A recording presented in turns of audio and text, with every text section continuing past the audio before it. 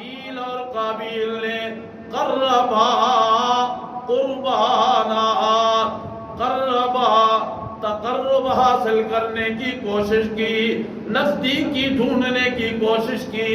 کس کی نزدیکی اور تقرب؟ اللہ ہی کا۔ اور ذریعہ کیا اختیار کیا؟ قربانا، قربانی کا عمل پیش کرنے لگے دونوں بھائی۔ اب ایک کی نیت کیا ہے، دوسرے کا ارادہ کیا ہے، نہ اسے دنیا میں کوئی نبی سمجھ سکتا ہے نہ ولی سمجھ سکتا ہے۔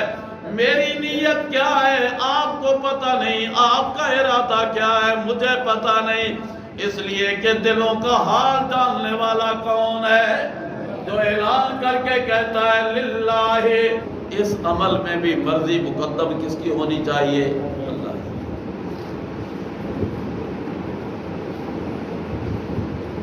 جب یہ ایام شروع ہوتے ہیں، پھر آج کا نوجوان جو ساری رہنمائی اس سے لینے کی بجائے، توجہ میری طرف، آج کا نوجوان اپنی رہنمائی عقیدے اور عمل کی اس سے لینے کی بجائے محبوب کائنات صلی اللہ علیہ وسلم اور صحابہ کرام رضوان اللہ علیہم اجمعین کے طرز اور ادا سے لینے کی بجائے رات کی تاریکیوں اسے نکال لیتا ہے، فوراً کہتا ہے اب دین سارا اسی میں آ گیا ہے۔ یہ پہلا بول ہی اس کو ایمان سے فارغ کر دیتا ہے۔ نوجوانوں ناراض نہ ہونا، آج یہ بول سننے کو مل رہا ہے کہ بادشاہوں کیا محتاجی ہمیں مسجدوں کی، مسئلہ پوچھنا ہو تو یہ کیوں رکھا ہوا ہے؟ اب تو دین سارا اسی میں آ گیا ہے۔ انا للہ و انا الیہ راجعون۔ ٹیکنالوجی عروج کی بلندیوں پہ پہنچ جائے، قرآن کی عظمتوں کا مقابلہ بولو میرے محبوب پیغمبر کی اداؤں اور عظمتوں کا مقابلہ نہیں کر سکتے۔ رہنمائی ہمیں ملتی ہے وہاں سے، اور وہاں پھر خیر سے بیٹھے ہوئے ہیں مصلحین مبلغین، چہرے پہ داڑھی نہیں، سر پہ ٹوپی رومال پگڑی نہیں، رسول اللہ صلی اللہ علیہ وسلم کی سنت غائب۔ پھر خیر سے واز شروع ہوتا ہے، نصیحت شروع ہوتی ہے، پہلا بول آتا ہے کہ یہ جو قدیم زمانے سے ایک رسم چلی آ رہی ہے کہ جب ذی الحج کی 10ویں تاریخ آتی ہے پوری دنیا میں لاکھوں جانور بے گناہ ذبح کیے جاتے ہیں۔ انا للہ و انا الیہ راجعون۔ یہ تبلیغ ہو رہی ہے، اسلام کی ترویج ہو رہی ہے، اور خیر سے اس ملک میں جس ملک کے ٹائٹل پہ ہے کہ پاکستان کا مطلب کیا؟ لا الہ الا اللہ۔ ایسے مبلغ مصلح وقت کا ضیاع ہے، پیسے کا ضائع کرنا ہے، یہ جو لاکھوں ہزاروں روپے خرچ کر کے قربانی کرتے ہو کوئی فائدہ نہیں۔ خواہ مخواہ جانور کی جان لینا یہ کاہے کی نیکی ہے؟ اس کی بجائے کسی بیوہ کو مکان بنوا دو،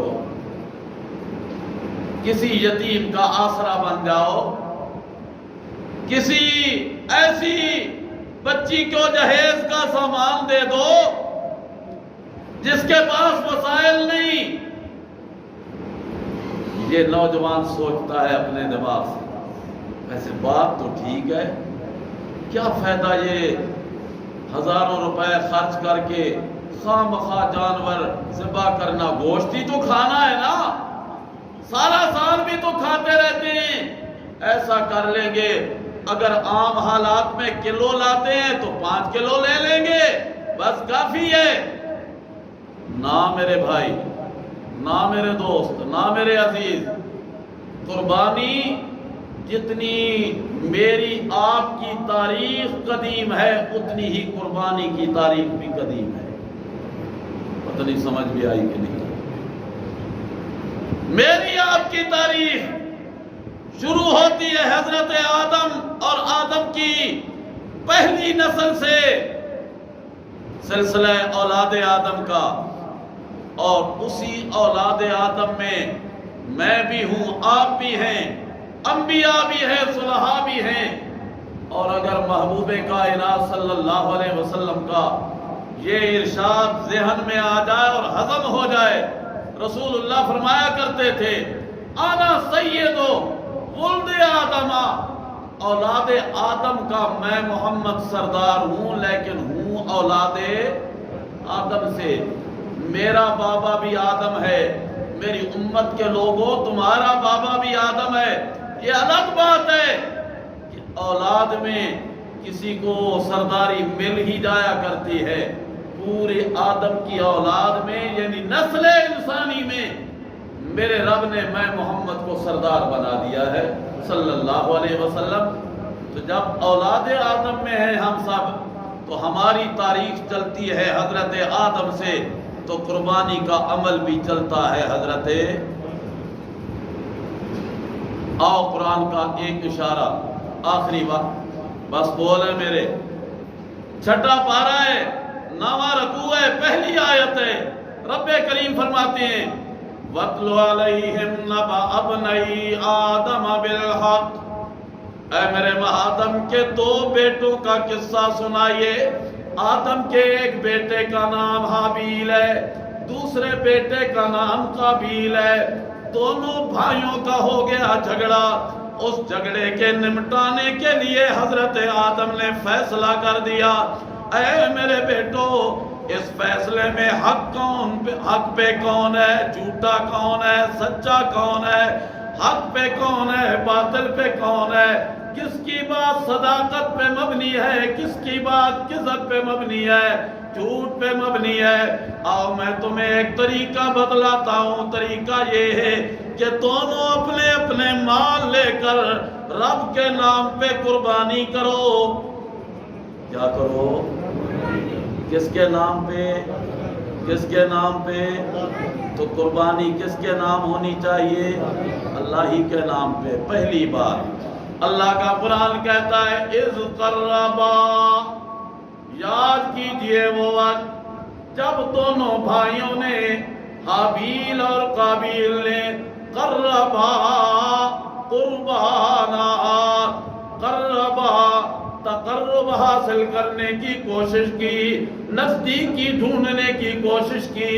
کس کی نزدیکی اور تقرب؟ اللہ ہی کا۔ اور ذریعہ کیا اختیار کیا؟ قربانا، قربانی کا عمل پیش کرنے لگے دونوں بھائی۔ اب ایک کی نیت کیا ہے، دوسرے کا ارادہ کیا ہے، نہ اسے دنیا میں کوئی نبی سمجھ سکتا ہے نہ ولی سمجھ سکتا ہے۔ میری نیت کیا ہے آپ کو پتہ نہیں، آپ کا ارادہ کیا ہے مجھے پتہ نہیں، اس لیے کہ دلوں کا حال جاننے والا کون ہے؟ جو اعلان کر کے کہتا ہے للہ غیب السماوات والارض، آسمانوں کے پوشیدہ راز ہوں، زمین کے چھپے ہوئے راز ہوں، یہ سب جاننے والا اللہ ہے۔